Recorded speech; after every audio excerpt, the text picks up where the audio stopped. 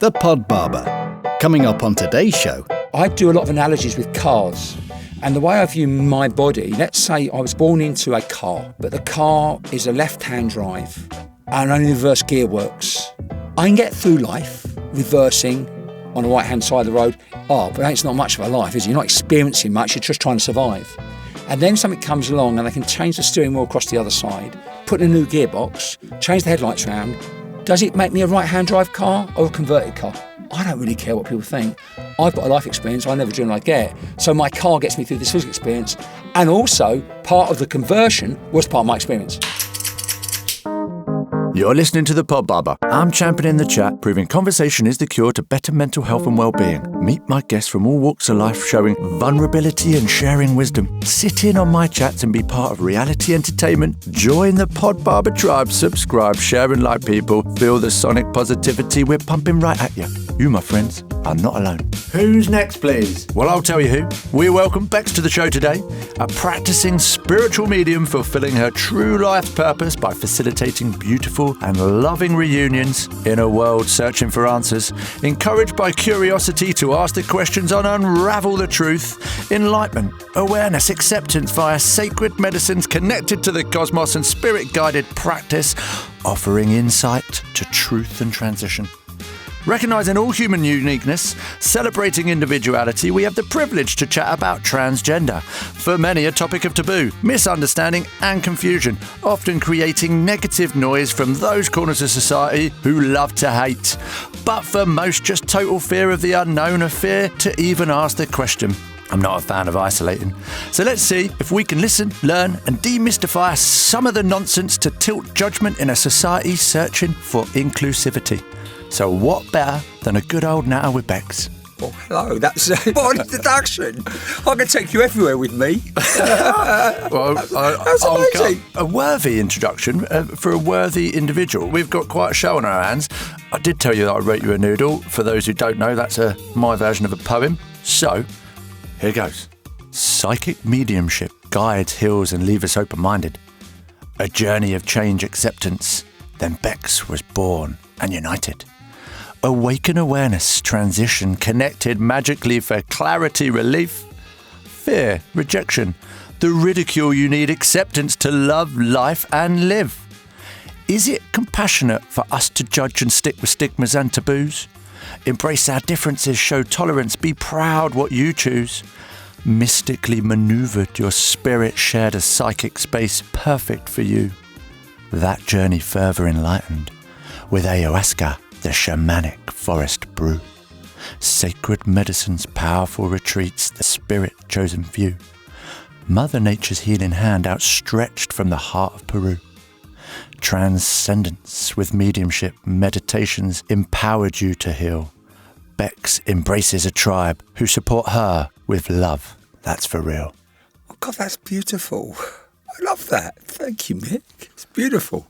Because me and you haven't met. No. But obviously I'm fully aware of you after a good friend of yours who's also a family friend of mine patched us together. And as soon as I heard about your story, I was just like, yep, perfect for the Pod Barber. It's great to have you here, but just tell us a little bit about what you do right now. Right now, I suppose my life revolves around working and serving spirit. My work, I call it a spiritual mediumship, which in a nutshell is really being the medium between an incarnate soul, that someone who's still within the physical experience, and a discarnate soul, someone that's left the physical experience, getting to know them and then narrating their story, sharing. I call them reunions. I know a lot of mediums don't call them that, but I call them a reunion. And that's really what it is. It's a reunion that involves love, healing and a sharing. And really the most important part for me of my work isn't just the reunion, it's that life reunited. That relationship, although changes, is continuous. There's nothing I can say or do that changes that physical missing, that physical interaction. If we can take a stage further, then going, you can do this too. You can feel your loved ones. The only reason why you can't is because that mind gets in the way. So that's really what I do. And then, obviously I've got the other thing I love. My other passion is yoga that I've got into the last few years. So I'm very blessed with my life at the moment. Feeling lucky, which is fantastic. Obviously, we've just gone or going or some way through the stage of pandemic in our lifetimes. naturally somebody who has to access spirit. I mean, that must have been really tricky to stay really connected.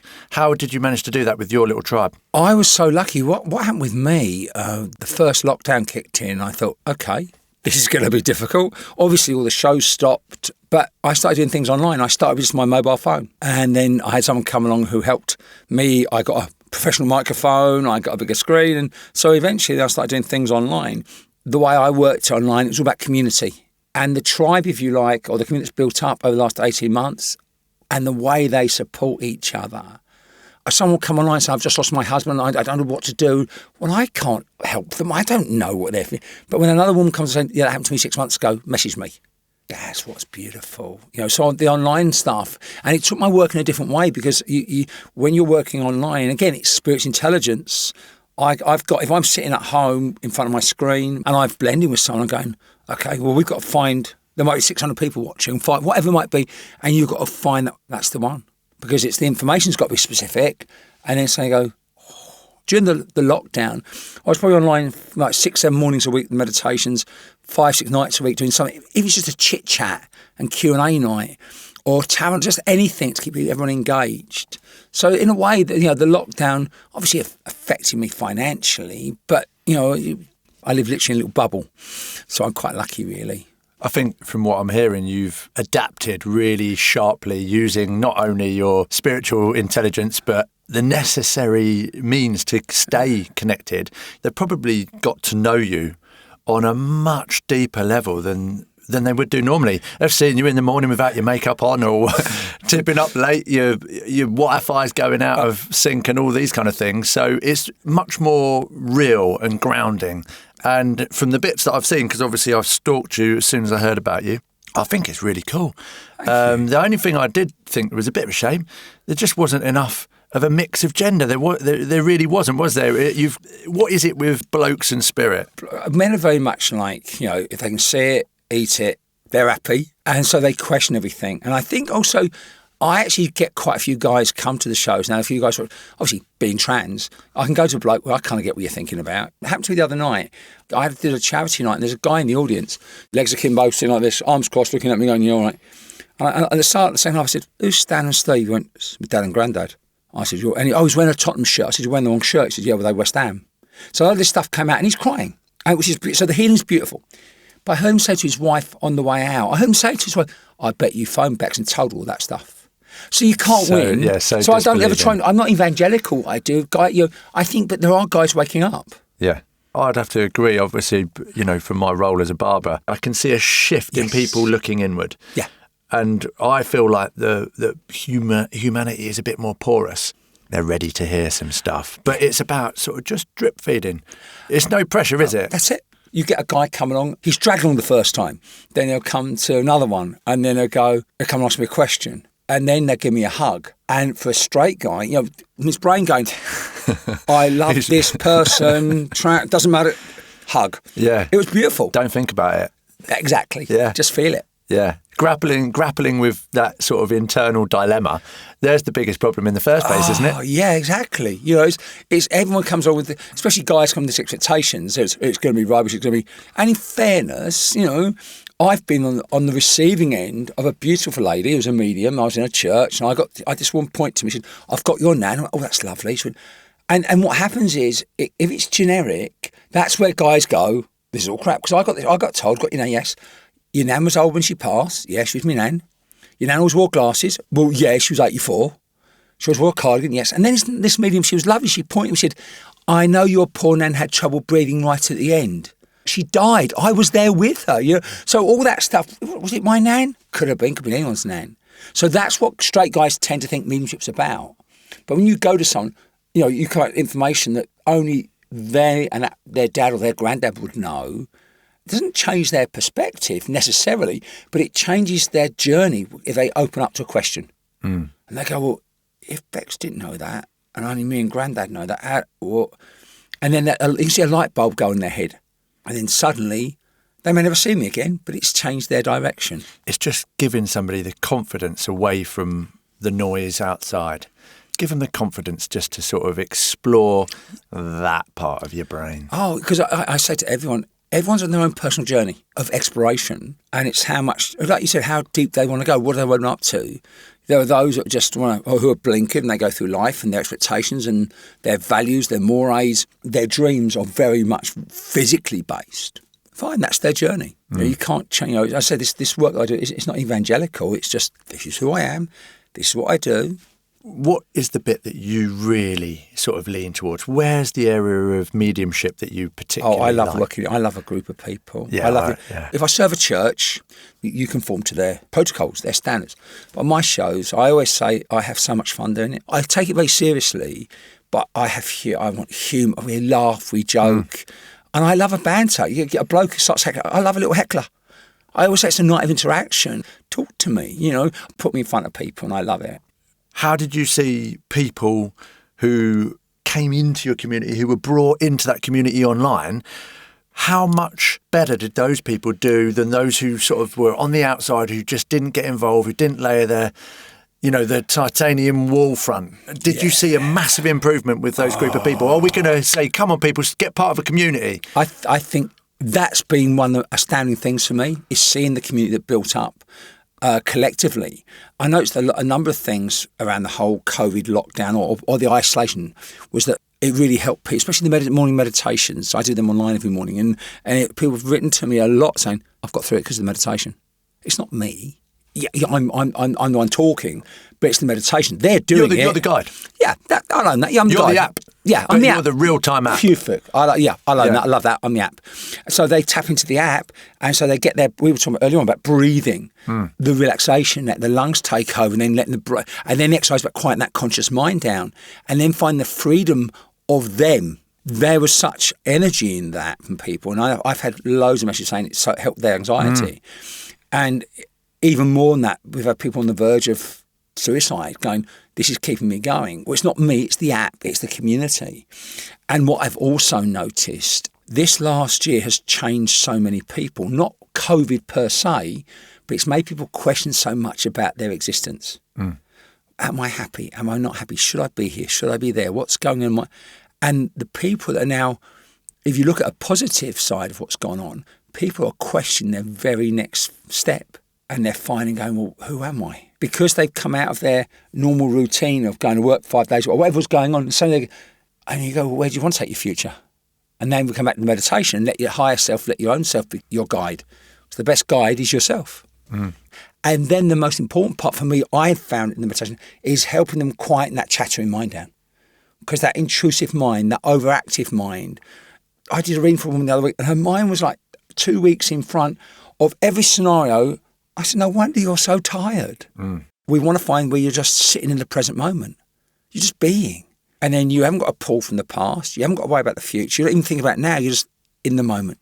And get them in that moment. And then their essence, their soul, their spirit can just have space to just be. And then once you've got that, someone tapping into that, they go, oh, so this is the eternal me. Yeah, not your mind. The eternal you is the person you connect with when the mind up here shuts up for a bit. Because I always say, it's only my view, I think the conscious mind has become too powerful because it wants to think it's eternal. It doesn't want to think it's just part of a physical program. Because the brain is that for me, the conscious mind is our way of interacting with this physical experience. And it's not actually us. We don't listen to us enough. Well, you're talking about the lady who's 2 weeks here, 2 weeks there, and then all of the tree of stories that come off of that. She's playing out a story. You're using energy. Your brain's using energy. You're chewing through all of that. And the brain's a powerful instrument. You're going to be very, very tired, very, very stressed on a load of stuff. It might not even happen. So, I mean, if you value time, slow the thing down by doing some 5 minutes, 10 minutes, 20 minutes. I mean, we've got people that on the community that do it every day. But, it's half an hour. There's some people that come every day. Some people probably never so often. Some people can't get there. They do it on catch up. I've got a little meditation group on Facebook. I put it over there every day so people do catch up. Also, it's the amount of healing it brings. Because the body can heal itself. And the meditation, just getting out of the way and let the spirit or the essence or the life force, whatever you want to call it, get that connected. And suddenly what you've got going on becomes even more powerful. I think when you talk about the healing process starts to happen, I think also a really good point on that is if you're feeling in yourself you're better, you will emit an energy, they will feel better. Oh, yeah. So if you can't be asked to do it for yourself, but you consider yourself a kind person, do it for those around you. And also what happens is that they can't drain your energy. And I find people doing the meditation or anything to do with the community go, actually, I'm different. I'm not getting drained by people because their energy is different. Because ultimately, that's what we are, is energy. We're these energetic, beautiful beings. You know, and I always say to people, and I know it's a bit of a cliche, but we come into this physical experience with only one thing, love, with the ability to love unconditionally and be loved unconditionally. We lose it so quickly because of expectations and attachments and the triggers that get programmed to us. And for me, part of our path is to unloose all those programs and find the place to be able to love truly unconditionally and be loved back unconditionally. Because when we cross over, when we go back home or we move on, whatever you want to call it, that's all we take with us. And everything else, I don't care how big your house is, how big your car is, don't care what you do, what you don't do, it's all fluff. The amount of guilt people carry because they felt they didn't love their loved one enough or didn't do enough before they passed. And my role is to facilitate them to get in a place where they go, your loved one isn't in that moment anymore. They went through that experience of passing, but they're here now, but you're still stuck in the past, going on emotionally about, I let them down because I wasn't there for the last 2 minutes. Well, were you there the whole life? Yes, but I wasn't there for those 2 minutes. Well, they're saying they're here now. That was their experience to get where they are. It doesn't matter. They'd much rather you acknowledge that they're here now and you're sharing. And although relationships change, you move forward together with them. And that's what I like from my work is when they validate themselves and they go, this is what's happening now. For me, this is a physical experience. I remember a saying given to me by a shaman years ago now, and he looked at me and said, Becs, every breath is a gift. Oh, I thought, yeah. And then in my head, I got the words, what are you going to do with it? So when I do the meditations or when I do it, I just say, if we can find a place where you're grateful for just one breath a day, just say I'm grateful. And that's how I feel while we're here, you know. I know a lot of people go, oh, this is the hell. And I go, no, this is the experience. And it's trying to find the joy. The Uniqueness tribe in Brazil call it alegria, and, you know, the joy. The other day, I was just looking for a dog for this little puppy, beautiful, and I was just doggy sitting for an hour. And we're in the garden of my friend's house, and he's running around a bit. And I sat down, he's just sat between my legs, laid down, the sun's shining, the trees are green, and you're thinking, do you know what? Yeah. I'm alive. And that's one of those priceless moments. It's so simple, isn't it? Oh, man, it's like, it doesn't have to be complicated, does it? Don't stress yourself out to get them. Just be aware of the moment when they hit. Yeah. But I think that comes with that sort of a little bit of practice in yourself. We start off with love, or, you know, the mother's love, the cradle of Mother Nature, and then slowly, the toxicity of mankind starts to seep in. Yeah. So you've got to think, right, I need to breathe my way through this a little bit. I need to do this. I need to do that. I need to listen to Becs. I need to listen to the pop barber. Yeah. Because it might help out. And then don't take it for granted. And I think that toxicity that we get enamoured with isn't always intentional. Because our parents are going through their own control, their own experience that they went through. My mum, bless her, my mum's going to coach. I adore my mum. And my mum was all about, I love you all so much, always be here for you, do anything for you. I love you unconditionally, love, love, love. If you commit murder, I tell the police, but I visit you every day in prison, unless you're gay. If you're gay, I'm kicking you out. Well, but in fairness to my mum, that's her generation. Yeah. So what my mum taught me was love can be conditional. But what was beautiful, as my mum passed, I was there. I always knew we had some healing to do. She came through me and the healing was just done. But I learnt that great lesson. So I know, and my mum taught me this, I love people unconditionally. But my mum taught me that by not doing it. Not that she didn't mean to, but that was a product of her programming, her conditioning. She became my biggest advocate. She really did, my biggest supporter. I always say to people, especially what happens with a lot of people, they worry about people, they love people, then they try and be responsible for them. You can support and love people unconditionally, but you can't be responsible for what they do. So many times, it's like, especially my work, I get people want tarot or say, is my partner coming back? He makes me happy. I said, well, that's toxic already. As soon as you say to someone, you make me happy, they control your happiness. They go, so does your happiness go. It's stressful on the other person as well, actually, if you get put that on you. Yeah. It's accidental. It's not from a bad place. Yeah. I do think like conversations around this kind of thing are really important because it does actually, it'll probably resonate with somebody and they'll go, actually, you're right. I can't blame you that I'm waking up unhappy. It's not your fault. It's not, but also it's not your fault that you're the way you are. Yeah. I get asked all the time, will I be happy?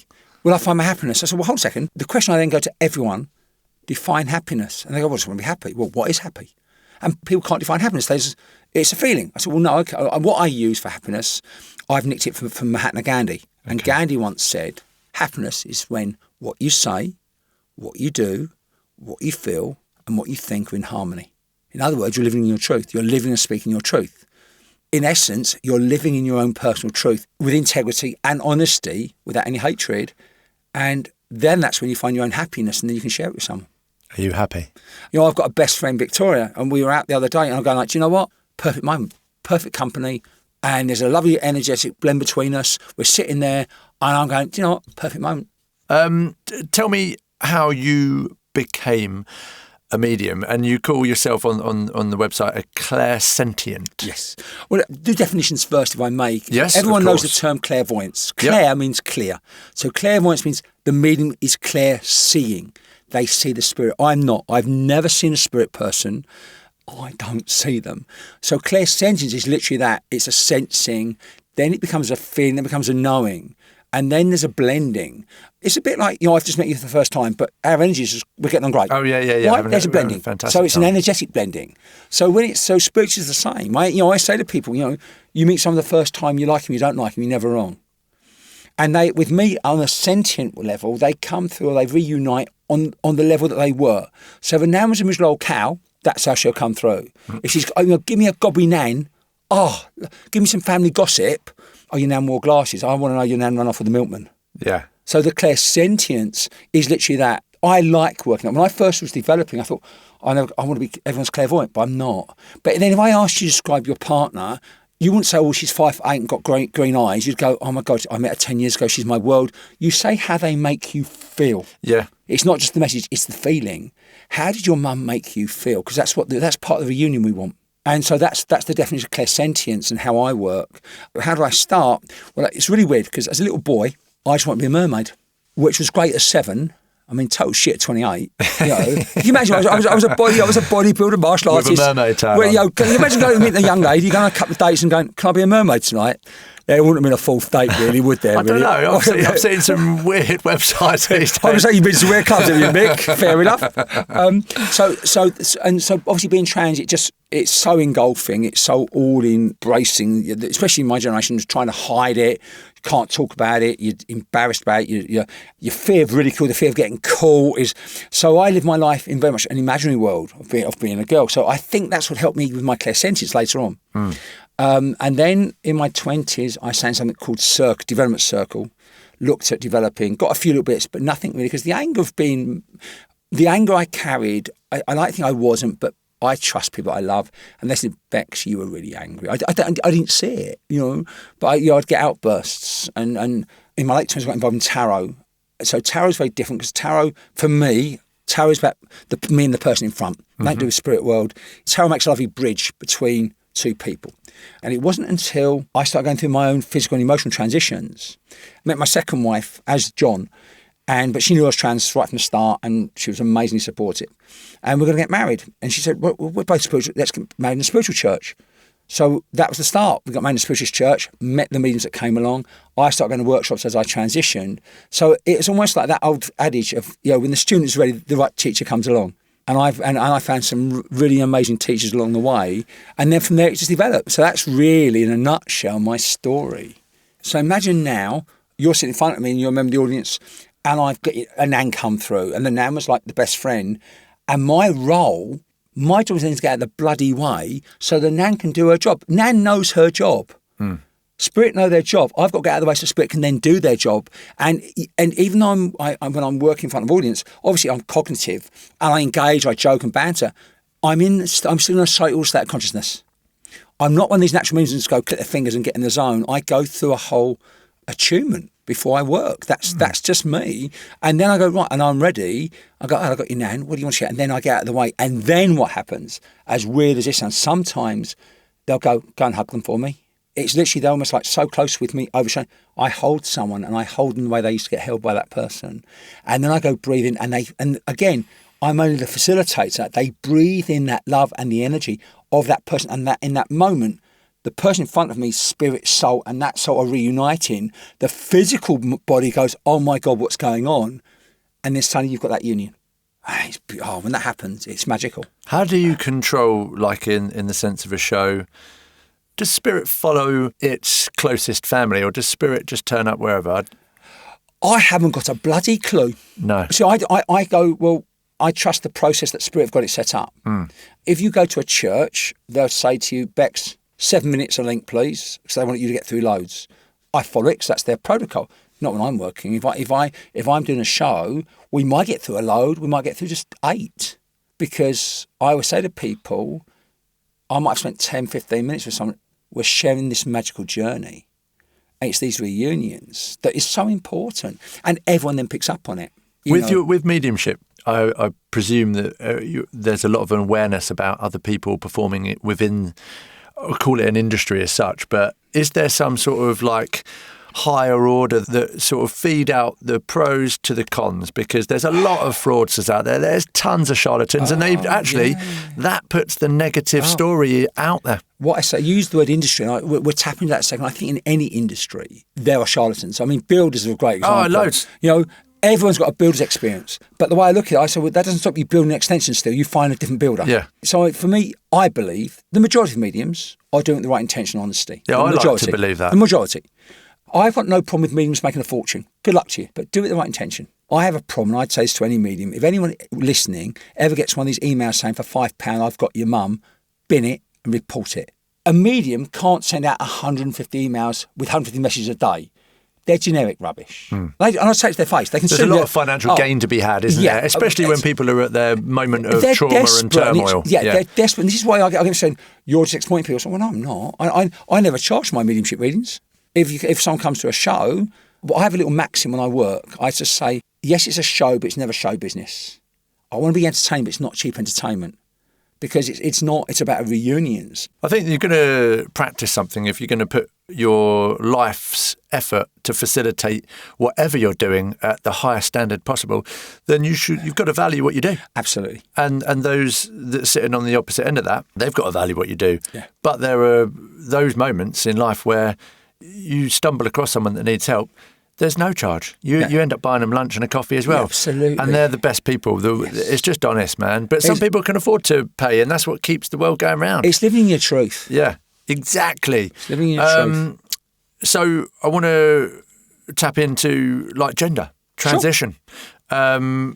Take us back to how that sort of, obviously it was bubbling away being a mermaid, but how did it get to where it was? Yeah, I think in my generation, it was trans always means transition. There's transsexual, which meant you want to transition sexuality, gender, and there's transvestite, those that enjoy just dressing up as women for whatever their reasons. I knew from the earliest age, I just want to be a girl. Whatever a girl is, people say, well, Becs, how do you know you're a woman? Well, I don't. I'm just Becs. Hopefully you like me. I know my energy feels so much more comfortable now. I've got the bits and pieces of a girly. I'm quite happy. But that doesn't mean I'm a woman, because how do women think? We're all different. But I knew from like the earliest age, and I can remember being 5 or 6 on the top of a bus with my mum, and there must be, I can't remember, she was a young woman in almost, I can remember a gold crochet dress. I remember looking and going, I want that dress. Well, you couldn't say anything to anyone. So I grew up from the youngest age just knowing something was wrong. But you put it at the back of your mind because no one can talk to about it. And then in my teens, one of the hard things was trying to be a boy and fit in about the outsider. So I was really bullied at school. It's not a poor me, but I was, because in my generation, you couldn't be friends with the girls because it meant you fancied them. I didn't fancy them, they were just my friends, but you couldn't have friends like that. So in the end, I became quite isolatory, but I think that was necessary.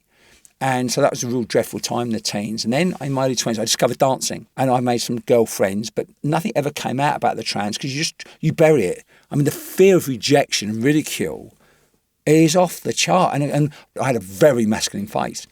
So I thought of ever transitioning, was a dream. It was never going to happen. So you become more angry. Then you try and follow the route of trying to be normal. And it's always there. It's always at the back of my. I always knew it was wrong. I can remember sitting at Barber's, looking in the mirror going, I just want to headbutt the mirror and kill myself. But it's like, well, what's the point? So although I was very spiritual, I can remember thinking, yes, I know I'm trans and I just want to be this woman. But Becs, you're a spirit person. You should be able to make peace with this. And I'm going, I can't. And I do a lot of analogies with cars. And the way I view my body, let's say I was born into a car, if you like. But the car is a left-hand drive and only the reverse gear works. I can get through life reversing on the right-hand side of the road in reverse. But it's not much of a life, is it? You're not experiencing much. You're just trying to survive. And then something comes along and they can change the steering wheel across the other side, put in a new gearbox, change the headlights around, and I can do it. Does it make me a right-hand drive car or a converted car? I don't really care what people think. I've got a life experience I never dreamed of. I never dreamed I'd get. So my car gets me through this physical experience. And also, part of the conversion was part of my experience. So I was going to get a bit deep here with my thinking. That's good. So everything I went through led to me where I am now, that makes me the person I am, that makes me the medium I am, because I am this empathic, I hope completely non-judgmental, because I've gone through so much stuff that leads me to be more open when spirit want to channel. I'll breathe now. We spent the whole morning talking about breathing. Yeah, we did, didn't we? So get a couple Take a breath, Becs. Get a couple in.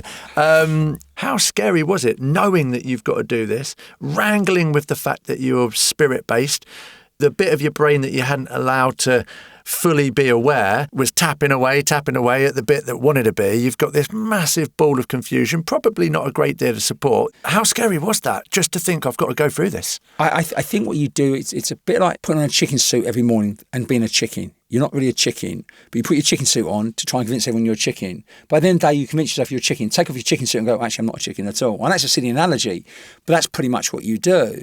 And what happened with me, I got to a place where I thought, well, obviously, I can never transition. I can never do this. So I just thought I'll be the perfect male body that I can be. So I got involved in the weight training, not as in like, oh yeah, I enjoy bodybuilding. I mean, if you're of a certain generation, you'll know a guy named called Bob Paris, who had the most amazing physique, and a guy called Frank Zane, which you won't know because I'm a bit older than you, I think.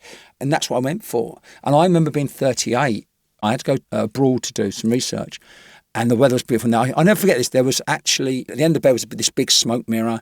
And I just did a classic bodybuilding pose. You could count my abs at that point. And I looked and I just cried. Because it was like... Because it wasn't right. It wasn't right. I mean, but by that point I had a son, so you put them first. And I just try and be the best person that I can be. But you are constantly hating yourself. I think you can't be the best person until you can love yourself. That's it. You said that's the conversation. You can't until you start to love yourself a little bit. How can you love anyone else? Hey there, it's Howie. Just interrupting really briefly. I've got a quick favour to ask. We don't run ads on the Pod Barber, but if you're finding this podcast helpful, or if you know someone who might benefit from listening to it, please take just 10 seconds to share this episode by tapping on those 3 little dots on your podcast player. From there, you can text or email a link to the show and spread the word of what we're trying to do here. That'd be great. Mick and I really appreciate your help. Okay, back to the show. So that moment, the tearjerker, that realisation, 38 years, mate, of just literally every time there's a reflection, it's the first piece of technology, reflective water. Isn't it? Do you know what I mean? Like, let's look at ourselves, and that yours was rippled, it had a blur in it. How did it get to the point where you're like, I cannot possibly go on? What was it? I mean, the worst suicide I thought were in my early 20s. Yeah. I sat at the bottom of a block of flats, but it wasn't, I was suicidal. It was like, I can't do it anymore. So I don't, although I was very spiritual, I thought, well, what's the point? And I wasn't married. My first marriage didn't last that long because we made our son, and we spiritually knew we wouldn't be here to make him. So I was single by that time, and you just keep on going, and then you don't realise that you are angry. And then what happened was with me, I remarried for the second time, and we separated a little while ago, but I still adore her. She's still such a close friend of mine. And what happened was, at this time, before I met my second wife, as the internet was getting going, and my face was so masculine. I mean, so masculine. I've had 21 hours of facial surgery, 12 hours of just bone work. I knew I'd never transition because of the face, the body. I thought there's no way. So I pretty much had given up on everything. And then I got close to my second wife, and she knew about me being trans, but I never expressed it because I would never dress. It's not about the dressing; it's about the gender orientation. And then one day, I remember it. We'd come back from the supermarket. We put the shopping on the table. I dropped the keys and went crazy. She went, right, gender therapy. I went, okay. And so I went to gender therapist, and I sat down with the gender therapist, and the first thing he said to me, why are you here? I went, I whispered, I'm transsexual. He said, what? So I'm transsexual. Okay. He said, how can I help you? I want a pill to stop it. Just stop it. Just make me normal. Whatever normal is. Because that's all you want. You want to fit in. Nothing. So I started getting gender counselling, and at this time, in fact, I've jumped a bit. A few years before that, just as the internet was opening up, there was a guy who was transitioning to a girl, and he found this surgeon in San Francisco. It was called facial feminization surgery. I went, I might have a life. And my dad had just passed, and I was running his little business. And I thought, right, I'm going to San Francisco for holiday. So I booked in to see this surgeon. So excited, I might get fine. Anyway, cut long story short, when I saw him, he measured me all up. Said, well, I can do your forehead and your nose, but I can't touch the lower part of your body. The lower part of your face is too masculine. And I jog on.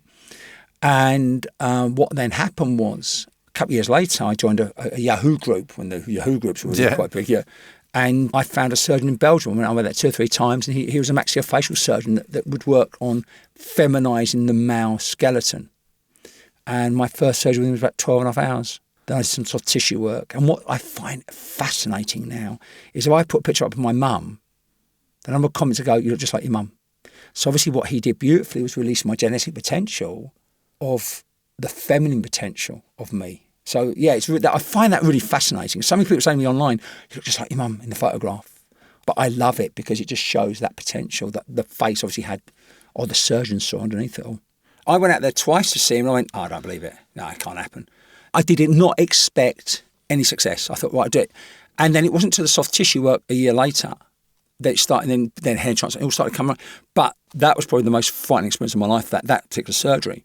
So I'm in Belgium, so there's no one spoke any English, and I knew it was going to be a long surgery.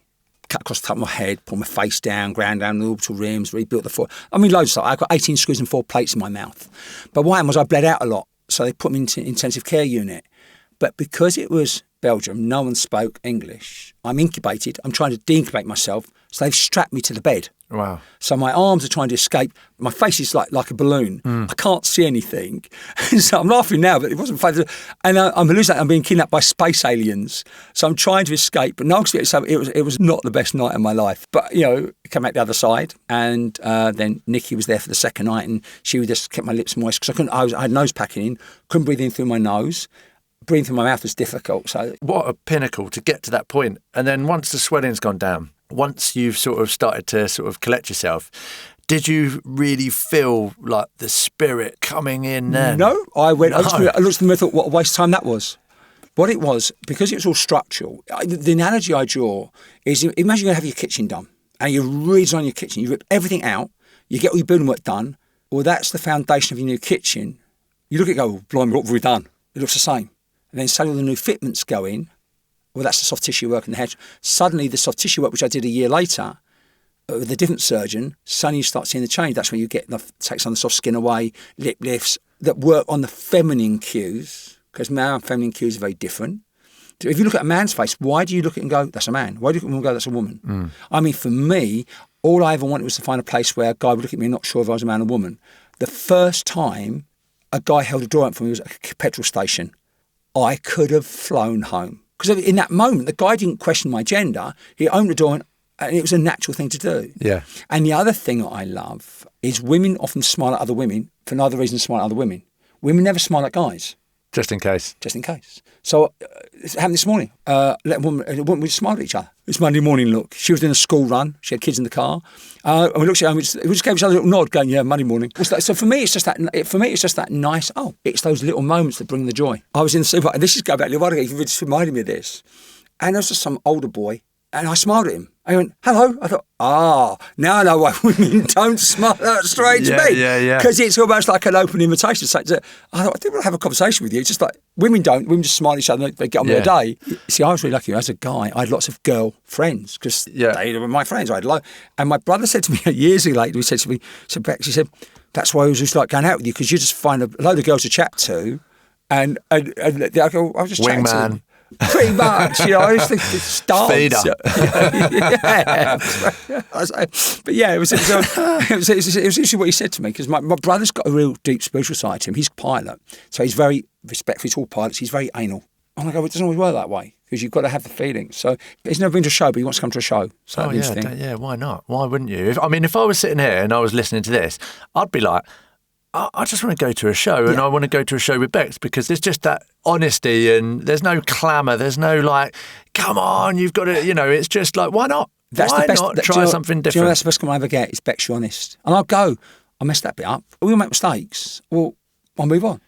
But if people know you're doing it in the right place, or if someone says no, and I'm going, well, I know you're saying no, but I can't change that they're making me feel this, just go and check it.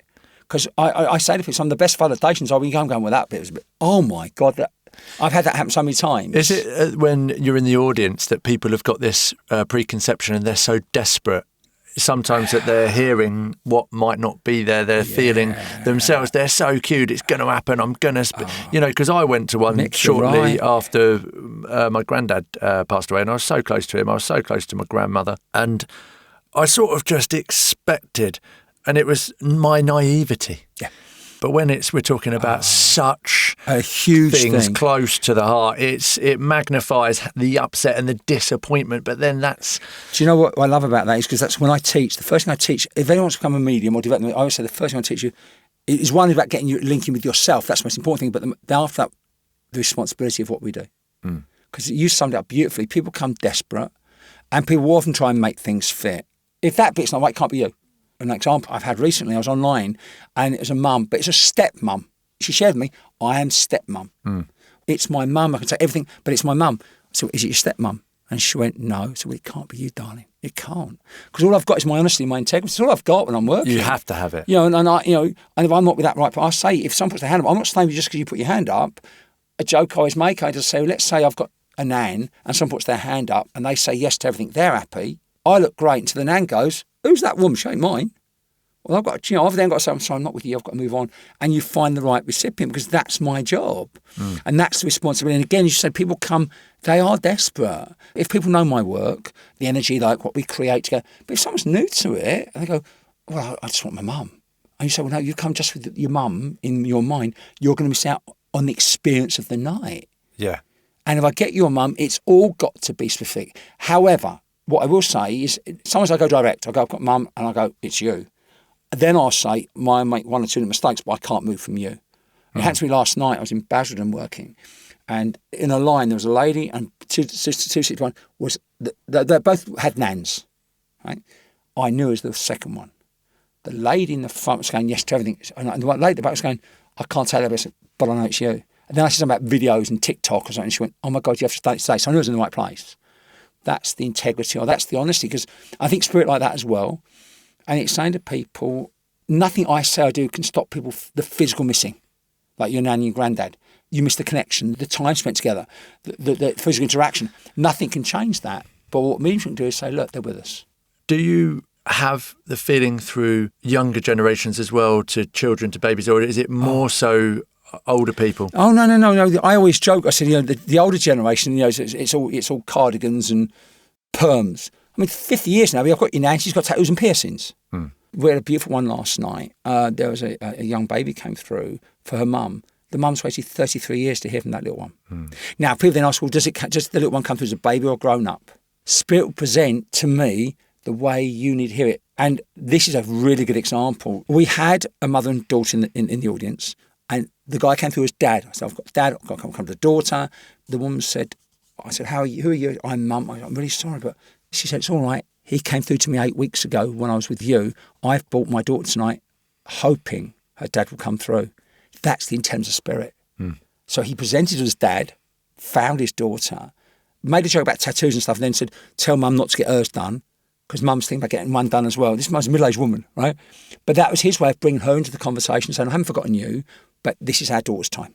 And that's the love and beauty of spirit, how he came through. And the magic happened, or the magical experience happened. Lovely. Oh, I love it. Hairs on the back of the neck, I often get that in the barber's chair. I suppose because I really connect at times with the person. I'm looking at the back of their neck. So we might be sharing a conversation. They might be getting to a point where it's really helping them. They might not even realise it.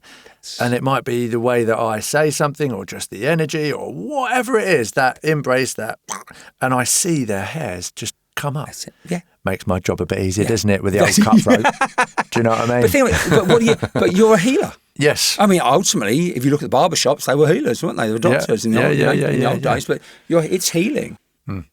We were talking about plant-based medicines. It was new. It was in the noodle. I'm absolutely fascinated. I can only imagine that, ayahuasca and the various other things, but we'll say ayahuasca because we've introduced the listenership to ayahuasca via another guest who gave his incredible account of how much it had helped him. I suppose a little bit of back catalogue to ayahuasca and sacred medicines in the sense of treatment for PTSD, depression and anxiety. They were once forged into a bracket, the psychedelics, as an illegal drug, which then led to the stigmas that we live with today. However, modern science, data, research, breathwork, meditations, further afield, those who might need it, it's starting to show itself to be a fantastic transitional healing matter done properly with the proper people. Absolutely. Can you please tell me what you enjoy, how it's helped you? Yeah, I mean, I for me, the medicine called me. I heard about it first from an author called Graham Hancock, who wrote quite extensively on ayahuasca. And ayahuasca really is two plants. So it's like vegetables. And what I find fascinating, out of the hundreds of thousands of different plants in the Amazon rainforest, the ancients were called to put two together. And what it does, your body produces something called DMT. The body naturally produces it, the spirit molecule. The body can't absorb it. There's an enzyme, MOA, that stops you absorbing it. What the ayahuasca does in two parts, the first part stops the enzyme working. The second part is the medicine. So you take it. So it initiates a slightly altered state of consciousness. And it was explained to me as being like 10 years of therapy in one night. And what the medicine, what the madre, the mother, once you've experienced it, she's with you forever. And I find it a very healing journey. It's helped me release so much. It's helped me find me a lot more. Every journey's different. I mean, I went through a rebirthing experience. Well, why? Because I'm trans. So I went through a lot of experiences of accepting and forgiving me for what I put my body through, and then being grateful for my body. And one of my journeys was actually thanking parts of my body for their sacrifice to make me into other parts of my body. But for me, ultimately, it's helping me have a better experience here physically. From an energetic point of view, a soul point of view, anything that helps me experience this more openly, more lovingly, from a place of joy and gratitude. That's what the Madre's done. Yeah. She makes you face your truth. And it helps you face your truth. And I suppose that the most poignant experience of the medicine was what happened when I was actually sitting with another lady who does the medicine, and we were just chatting. I was still with my wife, and I'm chatting away, and then I could feel the Madre around, and then I suddenly realised in that moment, I loved my ex-wife forever, but I wasn't in love with her. What do you do with that? You found it for yourself. You've had that moment of clarity, that moment of realisation, and you go, well, I always talk about living the moment. Well, I thought, well, I can't do it anymore. And the breakup was so painful for both of us, but it made space for her to grow as well. Because that's the other thing. When people say, well, I can't break up with someone because it's the wrong thing to do. Well, we talk about happiness at the start, didn't we? You're holding back their future happiness because you're both holding on to something. You're holding back their potential to find the happiness that they may crave, that you think you're giving, but you're not giving them. A lot of my journey with the teaching for me was letting go of my fear of the physical passing. That's what I had to go through. And then it was almost, and again, she made me face the pain of never being a mother. So I went through that, and that was incredibly painful. But and then you know another time I worked through the anger my mum had her dad that I'd inherited. And it's like an onion ring. You know, it's like you can always peel something off, and you're trying to find your diamond clouded by an onion growing the around. segment that matters most. Yeah, what comes off this time, what do you face that, and then releasing that, and then integrating. A lot of the work with the medicine is what you do afterwards, when you process it and integrate it into your daily life and going, well, what's she showing me? What have I learned? And I always say, medicine, the Madre won't tell you what to do. It's like mediumship. Whatever you experience with the Madre, your brain's still got to bring it into the physical experience. Then that's when the ego kicks and goes, the Madre's told me this. Well, no, She might be showing you an option. What are you going to do with it? Because we want personal responsibility. It's the sacred you hold it in its sacredness. It's a gift from the universe. It's a gift from the earth. And the tribes that are bringing it out to the West are saying they want to share it. Well, you've got to honour it. Have you ever heard of Professor Schultz? I think he's like one of the old school godfathers of it. So he's written loads of literature, recorded, lived within all sorts of communities and really dialed in, taken the plant, various medications, and then recorded that. And it has been done periodically, 60s, 70s. And now, obviously, with more access to information, there's a real pile in, but also big pharma piles in. But they can be done sensitively, because actually for the stripping down of trying to work out what is it, the parts of this compound, when you break it down, that is attaching and helping in this particular type of suffering, we'll call it. It doesn't have to be because you're suffering. It could be because you want to have a vision of how can I better help society? Because I suppose for me, if I was ever going to go down that line, it would be more about that. You know, is there a bit of blur on how better I can do something, as opposed to necessarily the healing would be my probably mindset. But what I really appreciate with that continued application of data research, we've got this evidence now coming back from outside of the UK, because in the UK these things are still illegal. But in general laws, I think, are going to start to tilt. I think the problem you've got in all Western society is why isn't it allowed? Because basically it's vegetables. If you mentioned the cactus, it's a cactus. Well, it's psilocybin, isn't it? And DMT. Absolutely. Because and if you do the toad, it's 5-EMO DMT. Yeah. So they go, well, we can't have you questioning authority. We can't have you questioning reality. We can't have you. It's anything. There's a fear base, because they don't want us collectively. The government, whatever you want to call it, don't want us being awake. They don't want us questioning. Oh my God, I'm eternal. Have you ever been into the jungle? No.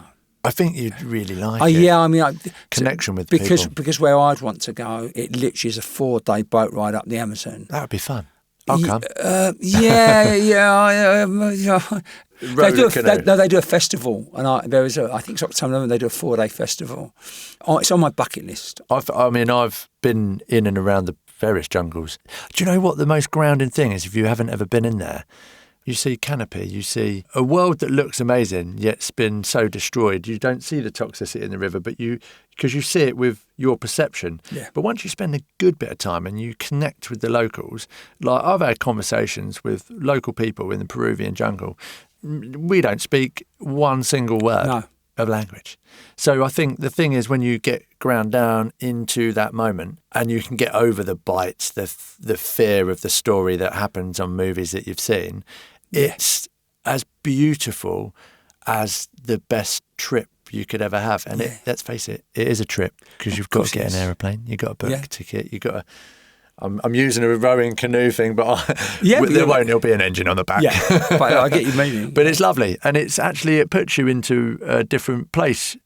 Whether you're in a good place or a bad place, it's really good to just be tilted from the place that you are to be shown a different place. Because they have a different connection with the planet. Yeah. Mother Nature's the best thing in the world. Just going out in the trees and breathing. We were talking about nasal breathing earlier. I do it every single walk, and I'm trying, especially in the mornings, I feel like the oxygen that the trees have just left you with, that's the freshest stuff. That's the freshest stuff. So that's the bit you want it early in the morning. Get out in the sunshine. Let's take it back to mediumship. What can we expect, other than me being in the audience? What can we expect? I always say what I try and do is bring a sense of humour, love, because I can't change the pain you're feeling. But when they're close and we share the reunions, we go on a journey. This is not me doing a show as such. It's us sharing a magic experience. And it is a reunion. And there's healing, and there's love, and there's tears, and I'm very unusual the way I work. I use a lot of analogies. I'm just a mobile phone mic. That's what I view it as. So if ever anyone watches me in the car before a show, before I go in, you think I was on drugs, because I play some music.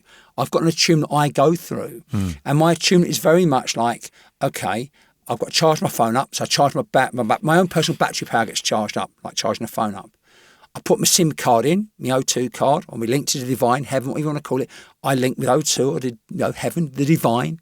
And then I set my healing intention, which is turn the phone on, and I go for as long as my personal battery lasts. And I get a call from whoever, and I say to people, if you come and just go, it's a load of rubbish, let's see how crap it is. Well, what you've done, and that's fine, you've not only turned your own phone off, you've turned your phone and put it in a cupboard so no one can ever ring you.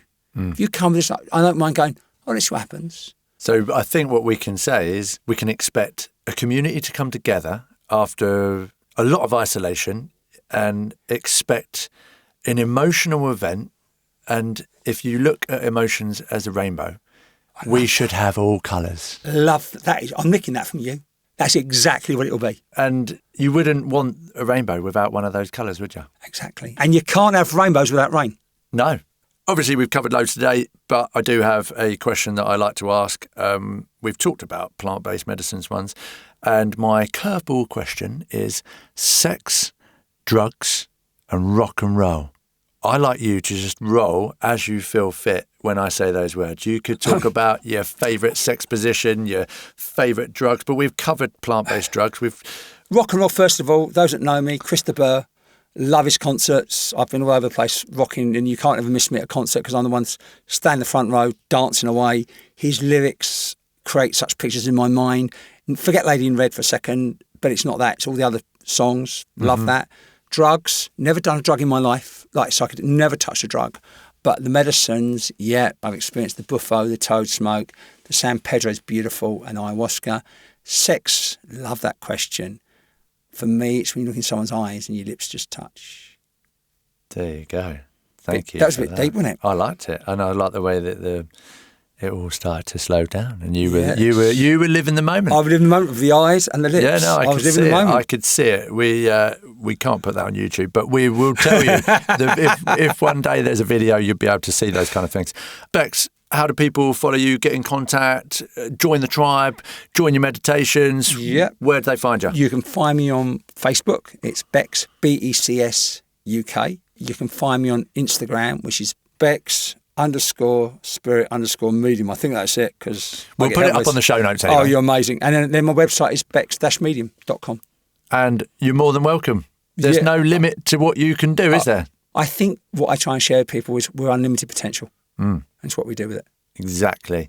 Life is difficult, isn't it? It's magnified by these times, and we all come up against obstacles. Some folks suggest that you get to know your therapist, your medium, your PT, life coach, maybe even your barber.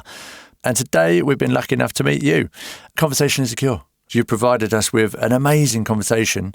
I love the fact that you've had that courage to not only just go through your own transition, to wrangle with all of, that deep, ancient turmoil from your other self, but then to let it manifest into becoming this positive, supersonic version of yourself, to facilitate loving reunions. You've poured into yourself. You've got enough to then pour out into others. You're clearly doing it. I've seen how people resonate online. First moment I heard about you, I was just like, oh my God, because the Pod Barber Show is all about equality, inclusivity, no judgment. And until you start having a chat and championing the chat, you just don't get to know who's sitting around you, opposite you. Everyone's got a story to tell. We've told your story, not for the fullest. We'll have you back because I've enjoyed having you a guest. But on that note, peace, love, and power to your day. And you as well. Nick, thank you so much for having me. It's been an absolute pleasure.